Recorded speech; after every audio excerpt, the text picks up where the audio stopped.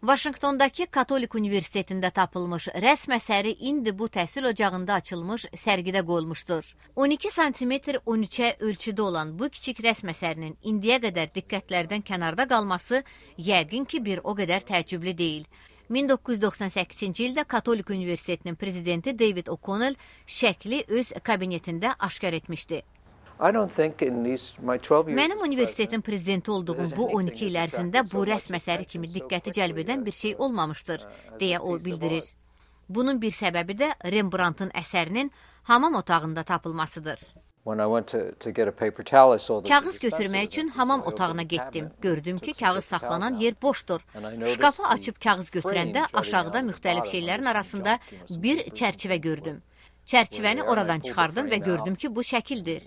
O dəqiqə şəklin üslubunu tanıdım. Onun arxasına baxıb çərçivənin üzərində onun həqiqiliyini sübut edən işarəni gördüm. Burada onun Rembrandt tərəfindən yaradıldığı deyilirdi. Universitetin prezidenti şəkli öz yataq otağından asmışdır və bir neçə ildən sonra onu universitetin arxiv şöbəsinə göstərmişdir. Arxivdə çalışan Leslie Nobloch deyir ki, O'Connell ata 11 il bundan əvvəl ilk dəfə kəşf etdiyi rəsm əsərini göstərmək üçün keçən il onu öz iqamətgahına dəvət etmişdir.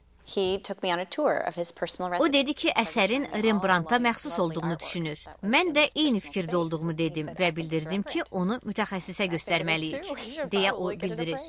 Bundan sonra isə son qərar verildi. Bəli, rəsm əsəri Holland fırça ustasına məxsusdur. Onun pul dəyəri o qədər böyük deyil, deyəsən $4000 kimi qiymətləndirilmişdi. Çünki belə şəkillər çoxdur, sadəcə burada olan təkcə budur, deyə David O'Connell söyləyir. Hazırda rəsm əsəri universitetin kitabxanasında asılmış sərgidə nümayiş etdirilir. Bəs bundan sonra nə olacaq? Mən bu il universitetdən gedirəm, ona görə də çamadanımda şəkli yer tapacam. Lakin David O'Connell gülür, sonra deyir ki, yox, şəkil universitetdə bir yerdə qoyulacaq. Lakin indiyə qədər şəklin hamam otağına necə gedib çıxdığı aydın deyil. Bu tapıntıdan sonra O'Connell ata və arxiv işçisi Nobloch universitet binasında başqa dəyərli əşyaların da ola biləcəyini düşünürlər. Vaşinqtondan Dilşad Əliyarlı, Amerikanın səsi.